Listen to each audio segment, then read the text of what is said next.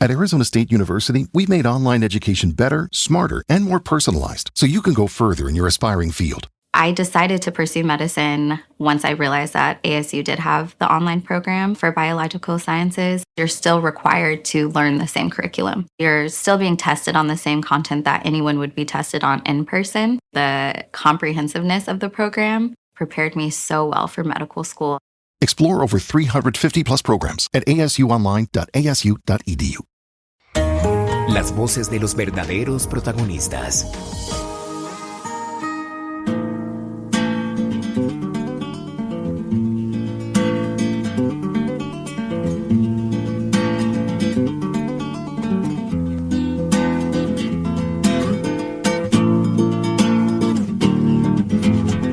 Al final de este viaje en la vida quedarán nuestros cuerpos hinchados de... Desde hace varias semanas hemos invitado a distintos precandidatos presidenciales a este programa para que respondan el cuestionario Proust, aquella famosa serie de preguntas del siglo XIX que, como hemos contado, se la hicieron a Marcel Proust, el literato francés, y desde entonces a muchísimos personajes, a Oscar Wilde, el escritor, a Sofía Loren, la actriz, a Keith Richards, el cantante de los Rolling Stones, en distintas revistas del mundo y en distintos periódicos.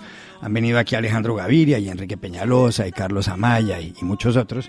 Y hoy hemos invitado a uno de los precandidatos presidenciales del Pacto Histórico, Gustavo Petro. Doctor Petro, gracias por estar en Voces RCN.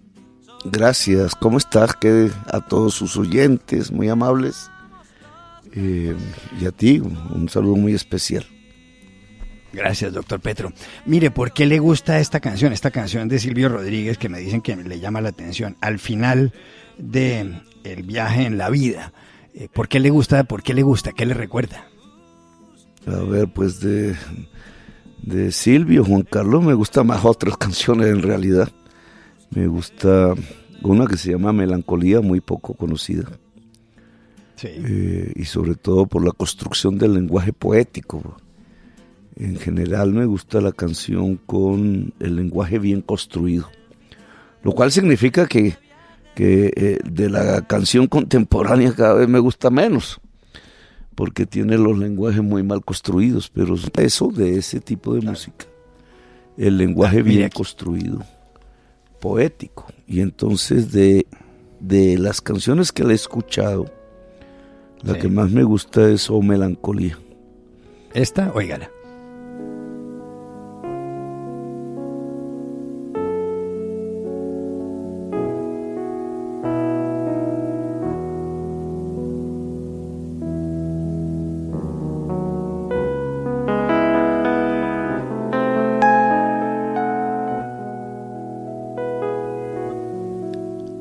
Esta es Melancolía, en un momento cantará Silvio Rodríguez. Pero bueno, doctor Petro, este cuestionario tiene varias preguntas y por supuesto la idea es tratar de responderlo con contestaciones muy breves. Y le voy a hacer la primera pregunta del cuestionario Proust.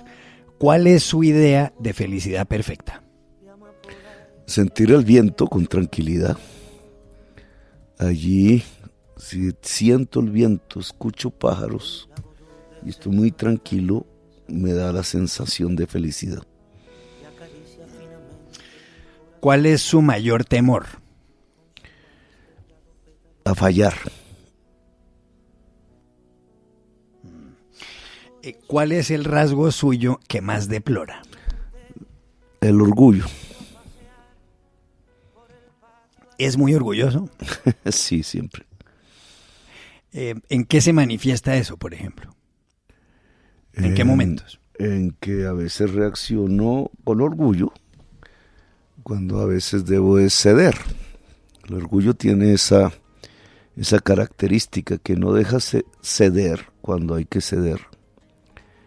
Y entonces ese es un rasgo que yo deploraría. Ya. ¿Cuál es la persona viva a quien usted más admira? A la mujer que resiste en el barrio popular de Colombia. ¿Cuál es su mayor extravagancia? Yo pienso que dormir desnudo.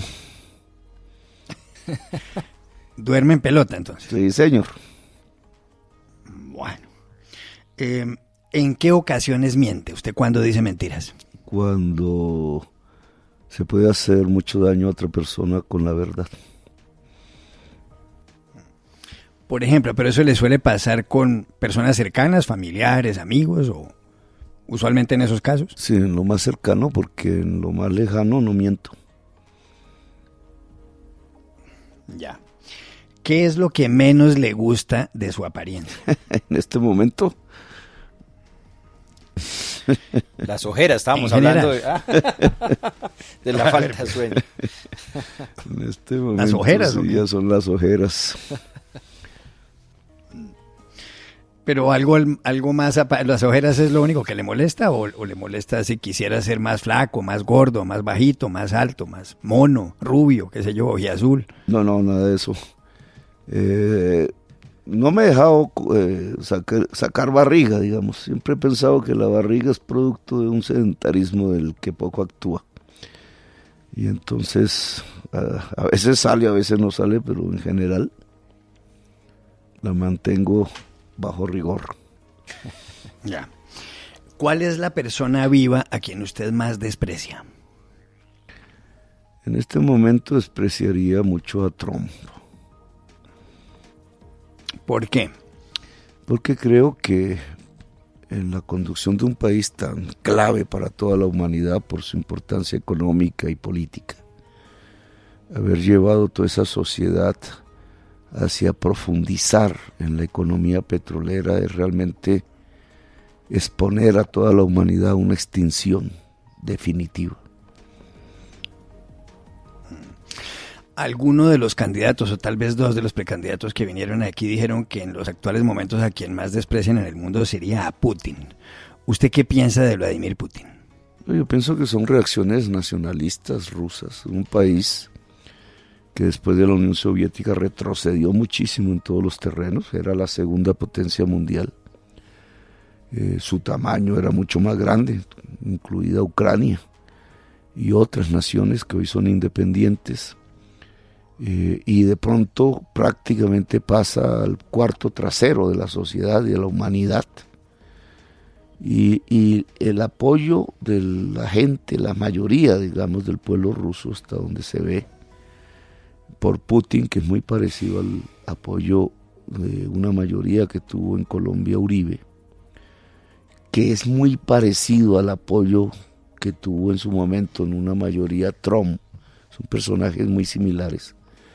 Tiene que ver es como con ese rescate de la vieja Rusia poderosa, que lo ven en él como la transformación de un imperio manteniendo, y ahí la distancia que tengo con este tipo de personajes, la creencia de que el poder hoy se cimentaría para un imperio sobre la base de el control de los biocombustibles y la injerencia armada, el poderío militar sobre otras naciones, que van de la mano, porque el armamentismo del mundo va de la mano de la necesidad de control de las reservas energéticas en términos de biocombustibles.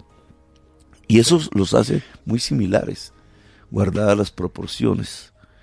Entonces Putin es ese personaje que es una reacción, y es exactamente eso, reaccionario.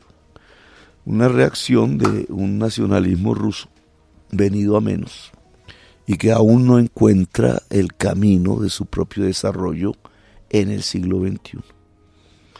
¿Pero a usted le parece justificable desde algún punto de vista la invasión de Rusia a Ucrania o le parece condenable desde todo punto de vista?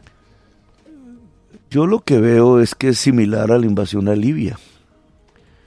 Y lo que a mí me extraña es que unos rechacen unas y otros rechacen otras, cuando se deben rechazar todas. Es exactamente lo mismo. La invasión a Ucrania, fuera de los temas culturales, históricos que tienen esas dos naciones en el pasado, porque estuvieron muy juntas. Incluso Rusia se fundó, fue en Kiev. Pero el control hoy es por el gas. Lo que hay allí detrás son los tubos del gas un gas que alimenta la economía de Europa Occidental. Europa Occidental depende de ese gas. Y la guerra de uno y otro lado, Europa Occidental metiendo la OTAN en Ucrania, Ucrania tratando de construir allí una soberanía sobre la base del control del gas y de la OTAN, y Rusia tratando de controlar el gas para Europa, pues han entrado en ese conflicto armado, que es exactamente lo mismo que la invasión norteamericana a Irak por el petróleo, la destrucción completa de Siria por el petróleo, y la invasión de Europa y de Estados Unidos a Libia por el petróleo. Pero lo que estamos viviendo son unas guerras desde que comenzó este siglo y un poco antes de este siglo. Estamos viviendo unas guerras que tienen que ver con los últimos momentos, que pueden ser muy dramáticos, muy violentos, de la economía fósil en el mundo. Ya, pero para continuar con el cuestionario Proust y pidiéndole aquí una respuesta muy, muy concreta, independientemente de las comparaciones que usted hace, ¿usted condenaría la invasión de Rusia a Ucrania tal como está ocurriendo? Sí, obvio. Independientemente de las toda agresión. Incluso nosotros defendimos, cuando se discutían el Estatuto de Roma, que fundó la Corte Penal Internacional hace unos años, defendíamos que existiera el derecho, digamos, el delito de agresión internacional.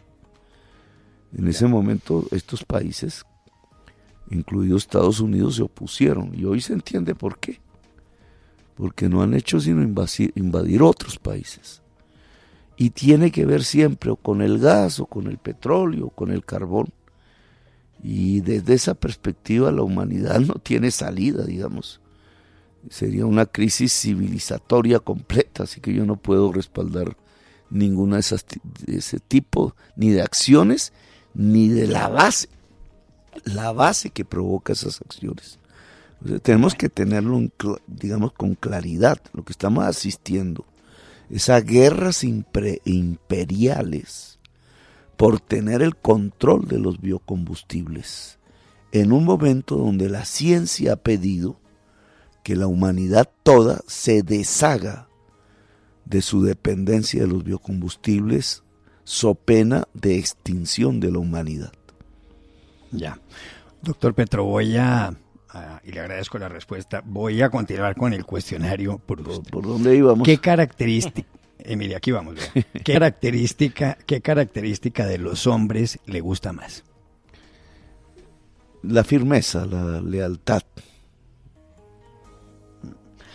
¿Y qué característica de las mujeres le gusta más? La resistencia alrededor de la vida.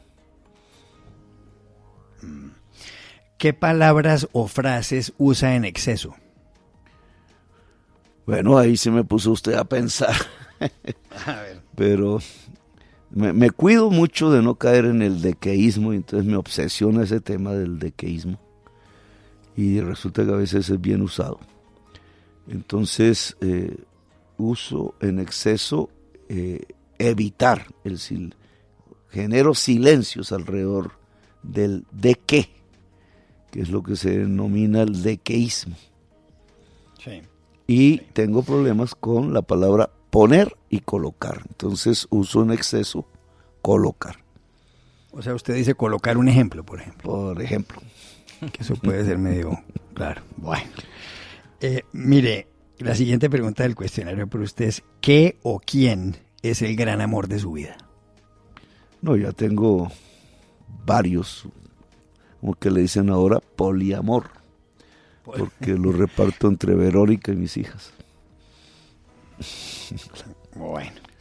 ¿Dónde y cuándo ha sido más feliz? Cuando me siento muy libre. ¿Y eso ha sido en dónde? ¿O ha sido cuándo? En varios momentos me he sentido muy libre. ¿Pero recuerda uno en particular o alguna época de su vida? Digamos, si era cuando era estudiante o cuando, qué sé yo, cuando era niño. Sí, recientemente. Varios, digamos, en Ciénaga de Oro me sentía libre. Cuando salí de la cárcel, por obvias razones, me sentí libre.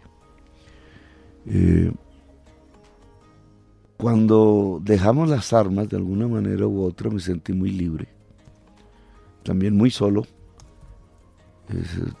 Hay un psicólogo, Eric Fromm, que habla de la correlación entre libertad y soledad. Cuando tuve mis primeros hijos, siempre ese episodio que se repitió varias veces en mi vida, me sentí libre y feliz. Son episodios que aún recuerdo hoy permanentemente. El primer amor con la mujer que se ama me hizo sentir muy feliz siempre. Sigo con el cuestionario Proust.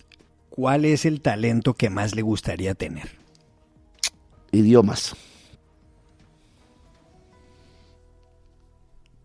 Y es muy malo para Sí, los otros malísimo. idiomas. Para el inglés, para el francés, para... Pero ¿Malo? Yo creo que básicamente porque como a muchos de los colombianos en nuestra edad primera, pues no nos enseñaron idiomas, o por ahí no nos enseñaban sino pencil y girl y boy y eso. Claro, cuando pasan los años y no haces el esfuerzo, yo venía a aprender francés, medio aprender francés cuando ya tenía 34 años más o menos. Me gustó mucho la lectura, leí en general el inglés y el francés lo puedo leer porque soy más, digamos, hombre de lectura, pero hablar, eso es un problema para mí. Comprenderme es difícil. Para el francés necesito por lo menos un día de estarlo escuchando y ya se me pone como el casete en el cerebro. Pero hablar, me toca tomarme como tres botellas. Le puede enseñar como Ingrid tres Betancourt, botellas de vino uno para se sienta poder con hablar Ingrid y le francés. ayuda, ¿no? O sea, al segundo vino sí puede hablar francés. De pronto. Bueno. Mire, sigo con el cuestionario Proust. Si pudiera cambiar algo de usted, ¿qué sería? Bueno, cambiaría el tema del orgullo. Sería muchísimo menos orgulloso y muchísimo más humilde. Ya. ¿Usted no cree que ese puede ser y me imagino que a muchísimos líderes les pasa, que es un inconveniente para gobernar, que a veces puede tomar decisiones o puede haber tomado decisiones cuando gobernó Bogotá, movido por el orgullo? Sí, claro, eso se atraviesa, no solo decisiones políticas, de todo tipo. Y en esa medida el orgullo puede ser un mal consejero. Lo decía antes, ¿no? Cuando me preguntaste. Porque en el gobierno, en general, uno lo que debe es, sobre todo, escuchar mucho. Desapasionarse cuando aparece ese sentimiento. Y al final tomar la decisión más que uno crea, porque eso no hay infalibilidad, pero la que uno crea más correcta. El orgullo puede atravesarse y hacerte producir una decisión incorrecta. Ya.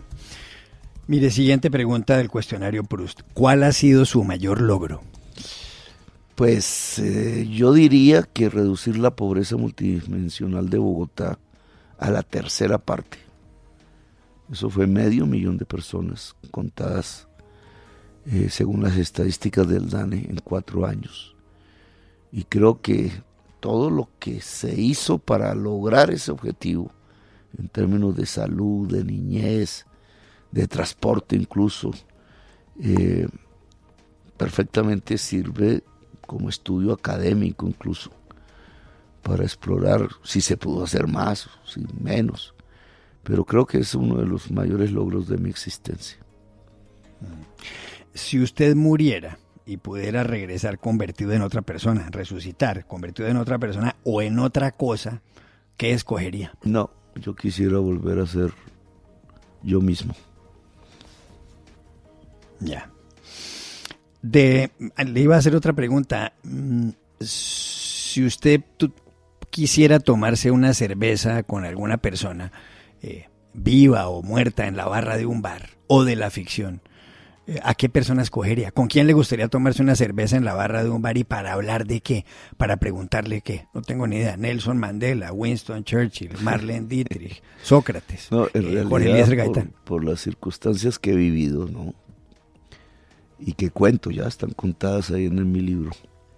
A mí sí me gustaría un día una enorme fiesta de cerveza, porque ese sería el licor preferido, con todos mis amigos y mis amigas que asesinaron y que murieron en este camino. Me gustaría volverlos a ver tal cual los conocí, muy jóvenes. Y tomando cerveza sería excelente, porque era en realidad lo que nos gustaba tomar. Y se hablarían de muchas cosas. A mí me gustaría ver sentir eso de volver a hablar después de tantas décadas y años y de tantos sueños. A veces cuando me subo en las tarimas me ideo esa fiesta momentánea. Los pienso y las pienso. Y de alguna manera se están ahí, se brotan entre las palabras. Le dan fuerza a las palabras. Sí. Pero esa fiesta, si se pudiera hacer, una gran tertulia de horas, nocturna como todas, y con la cerveza tomándose sin emborracharse, que la cerveza permita al menos eso, en un estado anterior a cualquier tipo de pérdida de control, permitiría un fluir de historias y de sueños sobre todo, y de abrazos, de muchísimos abrazos. Sí, toda esa gente que son decenas y decenas de personas que pasaron por mi vida y que murieron, pudieran regresar. Doctor Petro, de las cosas que usted posee, y esta es la siguiente pregunta del cuestionario Proust, ¿cuál valora más? Bueno, indudablemente mis libros. Trato de salvarlos en cada naufragio. En mis libros, algunos me acompañan desde hace mucho tiempo, tienen mis letras. Cuando los corregía, cuando subrayaba, cuando tomaba notas, incluso hay varios de la cárcel, y aún me quedan varios de antes de la cárcel, que estoy hablando de cuando tenía 20 años. Incluso mi papá, porque yo ya a mis 16 leía los libros de mi papá, que él los conserva, pues de vez en vez cuando voy y los encuentro, les pego una ojeada y me gustan. Esos libros los quiero mucho, entonces eso conservaría siempre, lo valoro. Lo que valoro es mi biblioteca. En general, de las tenencias materiales, nada más. Sí. ¿Cuál es su ocupación favorita? Pues obvio, ahora tratar de cambiar el mundo. Esa ha sido mi ocupación desde que tenía 15 años de edad. ¿Cuál diría usted que es su principal característica? Yo pienso que hay dos que están ligadas, digamos que son como dos caras de la misma moneda. La tenacidad, que implica ser un luchador.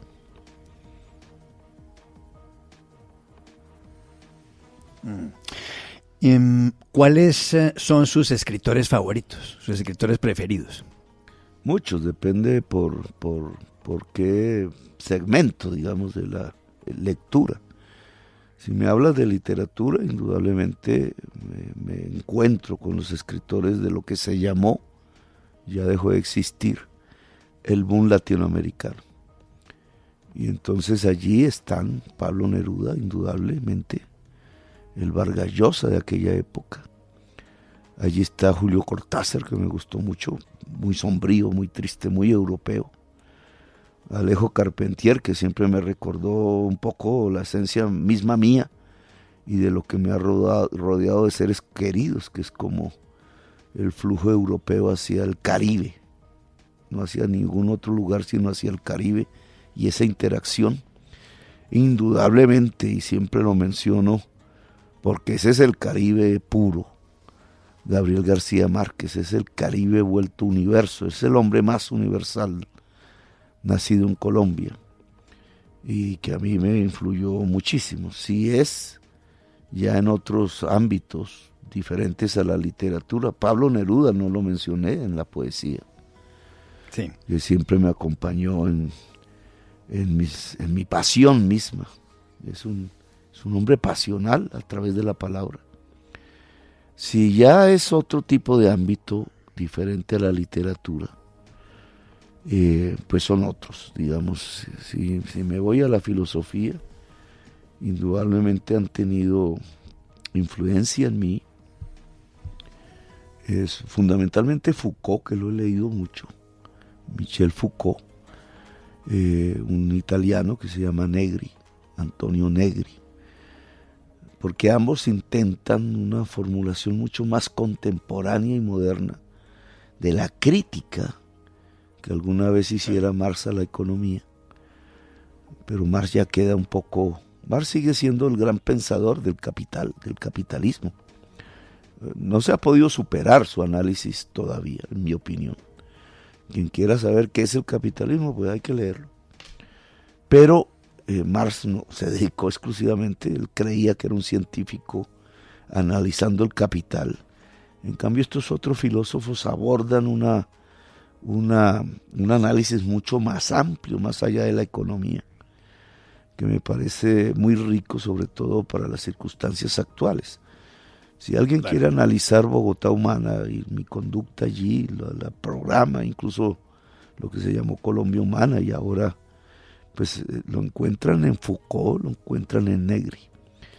Bien. Bueno, y así, digamos, en otros ámbitos serían otros escritores, pero dejo ahí. Claro. Me quedan 4 preguntas del cuestionario Proust. La primera, ¿con qué figura histórica se identifica más? Figura histórica. Figura histórica, sí. Con Rafael Uribe Uribe. ¿Por qué? Porque es el mismo personaje de Gabriel García Márquez del Aureliano, del coronel de las 1000 batallas y las 1000 derrotas. En García Márquez siempre es derrotado. Uribe, pues al final y siempre fue derrotado, pero tenía toda la razón.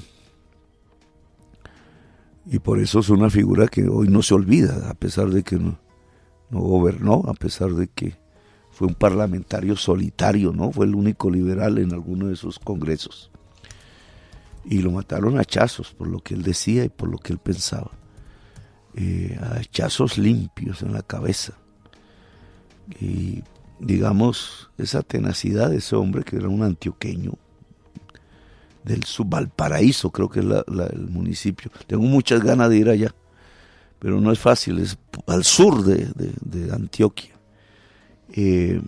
Es un antioqueño que vale la pena. Y admiro también, lo recuerdo mucho en mis discursos, lo trato de valorizar a José María Melo. Me parece otro luchador fundamental.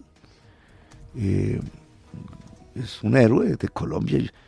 Sueño con que algún día hagan una película de él, ¿no? La cinematografía colombiana ha perdido o no ha acogido aún una serie de aspectos que me parecen fundamentales, pero que un señor como como el general Melo, José María Melo es un indígena. ¿Cómo un indígena llegó a ser general? Es de Coyaima. Y además fue presidente. Claro. Y las circunstancias de su vida es teniente en el Ejército Libertador. Pelea al lado de Bolívar, defiende a Bolívar. A la muerte están las batallas más claves, el Pichincha, Bombonoá, Ayacucho. A la muerte de Bolívar sale a defender las ideas de Bolívar contra Páez en Venezuela y se va a pelear allá contra Páez, y obviamente es derrotado y vuelve a Colombia. Sí. Y se convierte en general del Ejército Libertador. Es el último general que tuvo el Ejército Libertador, porque por decreto lo evaporaron, lo acabaron. Y lo acabaron por decreto precisamente porque derrotaron a José María Melo por haber llevado al ejército de Bolívar a luchar al lado de los artesanos y de los obreros de Bogotá cuando se insurreccionaron porque liberaron los mercados y dejaron entrar los paños ingleses y destruir la industria nacional. Y él se fue a luchar en Nicaragua y después a luchar en El Salvador y después a luchar en México al lado de las ideas liberales de Benito Juárez, y lo fusilaron los conservadores en México, y su cuerpo nunca quiso ningún gobernante colombiano regresarlo al país. Allá está. Es el único presidente indígena, el último general del Ejército Libertador, un bolivariano a carta cabal, y su pecado ante la oligarquía colombiana, y por eso no lo traen, fue haber llevado las armas de la libertad al lado de las luchas obreras y artesanales a mediados del siglo XIX. Un héroe de verdad, un hombre de película. Sí. Bueno, 3 últimas preguntas para 3 respuestas muy breves. La primera, ¿qué es lo que menos le gusta? ¿De qué? Del mundo, de en general, la existencia. No tengo ni idea. La traición, las natas en el café. No, Pues, usted... aborrezco la leche, y si me menciona usted las natas, ya me dan ganas de irme aquí de aquí esta silla. Hombre, no. No, tranquilo. Tengo Tranquilo, que fobia quedan a la 2 leche. preguntas más complicadas. Ya le damos tinto, tranquilo. Tranquilo, que quedan 2 preguntas más complicadas. Mire, aquí están las 2 preguntas últimas. La primera, ¿de qué se arrepiente más? ¿Usted en dónde cree que metió la pata y se equivocó? Y se arrepiente por eso. Bueno, yo pienso que son momentos más familiares y, digamos, el separarse de los hijos es algo que siempre me ha provocado sentimiento de culpa. Y en varias ocasiones me ha tocado. Y entonces ahí sí me ocurre eso, sentimiento de culpa profundo, muy cristiano, muy religioso, diría yo. Que me lleva incluso a sentir los ánimos del sacrificio. No me refiero a suicidios, sino a sacrificios. Pero es muy parecido al sentimiento que nace de la religión cristiana, del arrepentimiento por el tema de la culpa. La culpa no es que sea una palabra que a mí me guste ni sentir, ni creo mucho en ese tema, porque creo más en la cultura de la libertad, pero ahí me ha surgido ese tema. Pero lo vimos acá, incluso en el programa Iragorri, cuando estaba acompañado por su familia, y lo vimos en una actitud muy amorosa. Usted aprovecha esos espacios, porque estamos también hablando de lo poco que se duerme, lo poco que se puede compartir en esta campaña. La vida de padre, digamos, obviamente a mí me ha variado. No es lo mismo cuando uno es padre a los 25. La sensación no es la misma que después, ¿no? Va variando. Cambia, ese sentimiento varía. Es un fluir diferente. Pero por las circunstancias que yo vivo, trato como en un paréntesis, como un oasis. Y entonces me tiro ahí en el pasto con mis hijas, mis hijos, con los perros, etcétera, con los balones cuando hay. Trato de experimentar allí intensidad y profundidad. Claro. Doctor Petro, penúltima pregunta para una respuesta breve. ¿Usted cree en Dios? Porque lo veía ahora diciendo que es un sentimiento cristiano, lo estaba escuchando. ¿Usted cree en Dios? Sí, pero tengo mi mirada sobre el tema. Yo no soy hombre de ritos. No, eso no, en mí no lo encuentran, digamos, de ¿cómo se llamará eso? De dogmatismos. Sí.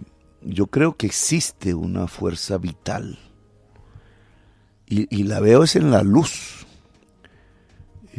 Digamos, que es lo más eterno e infinito que uno pueda ver desde la perspectiva de un ser terrenal, si no es la luz. Mire, y la luz la veo como el cúmulo.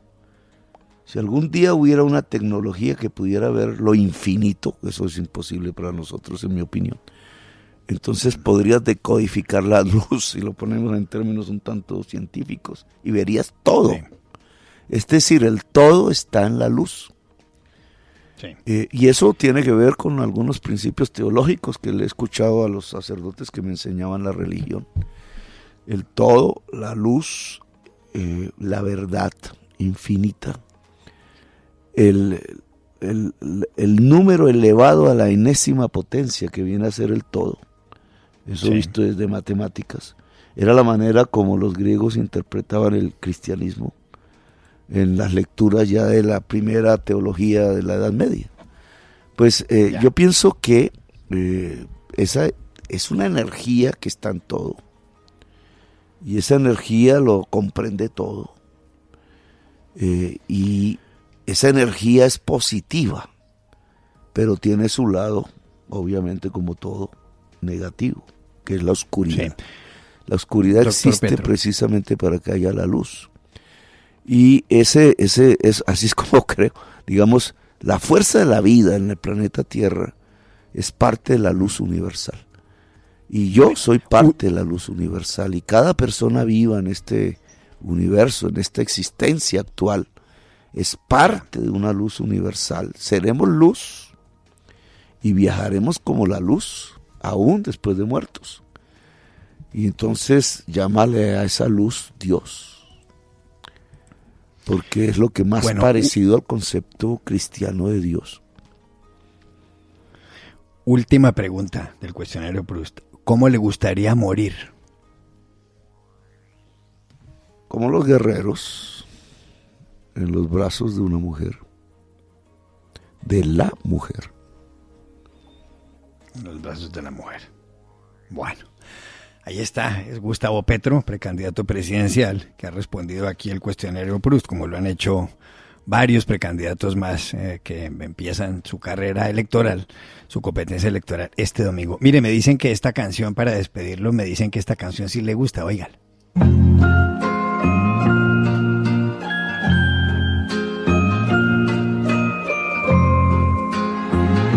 Me gusta andar, pero no sigo el camino, pues lo seguro ya no tiene misterio.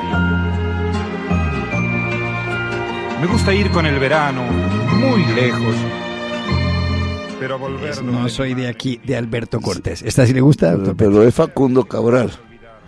Ah, se la pusieron aquí. Ahí está un Hemos tenido un éxito enredado, tremendo con no soy de la aquí ni selección de la soy de música. allá. Esa es diferente. Éxito. Me gusta andar en Muy bicicleta y visitar a Facundo Manuela. Cabral. Óigalo. y las canciones en francés. No soy de aquí, ni soy de allá, no tengo edad ni porvenir, y ser feliz. Ahí está Facundo Cabral. Doctor Gustavo Petro, gracias por haber estado en Voces RCN.